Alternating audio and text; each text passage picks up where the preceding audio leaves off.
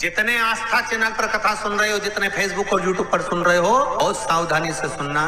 जब जीवन में कहीं समस्या खड़ी हो जाए, कहीं बहुत विकट समस्या है और कोई हल ना मिल रहा हो जाता है जीवन में, कोई घड़ी ऐसी आके खड़ी हो जाती है जहां पर हमको सोचने के लिए भी समय नहीं मिलता। तब शिव महापुराण में सुना है शंकर भगवान पर 108 कुछ भी शिव को चढ़ाना चाहिए श्रावण के महीने में। हमने पहले भी कहा था, पिछले लॉकडाउन की कथा निकाली है और श्रावण के महीने की कथा निकाल कर सुनना। उसमें कहा था आपके पास कुछ भी नहीं है तो 108 चावल के दाने चढ़ाइए, 108 मूंग के दाने चढ़ाइए, 108 आप चाहे तो सरसों के फूल चढ़ाइए, 108 चाहे तो सफेद पुष्प चढ़ाइए, 108 चाहे तो गुलाब की पत्तियां चढ़ाइए। पर सावन के महीने में एक नियम बनाना कि मैं 108 ये वस्तु शिव को समर्पित करती हूं। उसका कारण क्या है?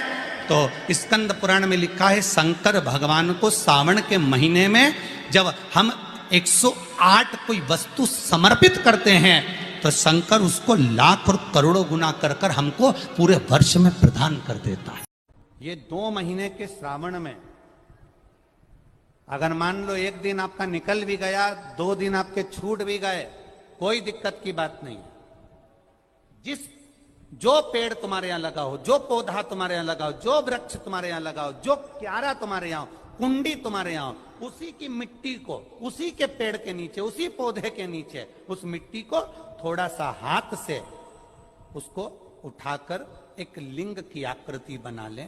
उसमें जलाधारी बनाने की जरूरत नहीं, केवल लिंग की आकृति बनाकर उसी की पूजन वहीं कर पानी चढ़ाकर 15 से 20 मिनट बाद अपना काम करने के बाद उसी को उसी मिट्टी में विसर्जन कर दें अपनी कामना कर देव अधिदेव महादेव 2 महीने के बाद क्या देगा ये वही जान सकता है।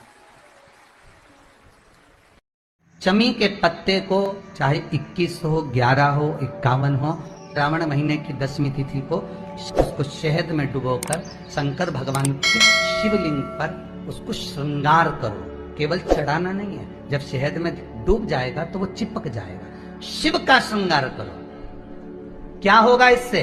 तो लिंग पुराण कहती है, नर्मदा पुराण कहती है, शंकर का जब हम शमी के पत्ते को शहद में डुबोकर श्रृंगार करते हैं, शंकर कहते हैं इसने मेरा श्रावण महीने में श्रृंगार करा है, तो क्यों ना मैं भी इसका धन का श्रृंगार कर इसको कर से मुक्त कर दूं, तब कर्जा चुकता है। ये केवल श्रावण के महीने में किया जाता है। श्रावण की 10वीं, चाहे उजाले की कर लो चाहे अंधेरी की कर लो, एक ही बार करना। और कई लोग तो ऐसे हैं उनको आज तक हनुमान चालीसा पढ़ना नहीं है, आज तक कोई चालीसा, चाहे गायत्री चालीसा हो, लक्ष्मी चालीसा हो, शिव चालीसा हो, पढ़ना ही नहीं आती। बस बैठ गए भगवान के सामने और पढ़ लिया आसन लगा के। नहीं, चालीसा पढ़ने का भी एक नियम है। अगर कोई लक्ष्य लेकर पढ़ रहे हो तो उसका एक नियम है। बहुत ज्यादा परेशानी है तो हनुमान चालीसा का पाठ करो तो तिल्ली के तेल का दिया लगाओ, काली तिल के तेल का दिया, तिल का तेल का दिया हनुमान जी के सामने आसन बिछाकर। बहुत तकलीफ है तो 3 पाठ प्रतिदिन करो और एक आसन से जितने समय 9 बजे अगर आप बैठते हो पाठ करने तो 9 बजे ही बैठना है। 11 दिन तक प्रतिदिन 3 पाठ रोज करो।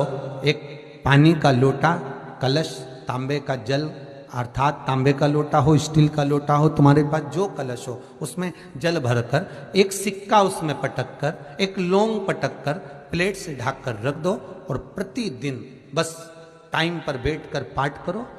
11 दिन पूर्ण होंगे, जिस कामना से आपने पाठ करा है बस वो सिक्का, वो लौंग कलश में से निकाल लो, जल का आचमन करो और जिस काम के लिए करा है वो जल उस प्रयोग में ले लो। उस प्रयोग श्री शिवाय नमस्तुभ्यम, सब बोलिए एक बार जमकर, श्री शिवाय नमस्तुभ्यम। प्रैक्टिकल जरूर करना, कहीं सियोर वाला महाराज झूठ तो नहीं बोल रहा। शास्त्रों की बातें हमारे जीवन में हमें सुख प्रदान करे, इसलिए इस भाव का आनंद करते हुए आज की कथा को विराम देते हैं। श्री शिवाय नमस्तुभ्यम। मेरे चैनल को सब्सक्राइब करें, बेल आइकन प्रेस करें, जिससे कि आपको लेटेस्ट वीडियो की नोटिफिकेशन मिल जाएगी।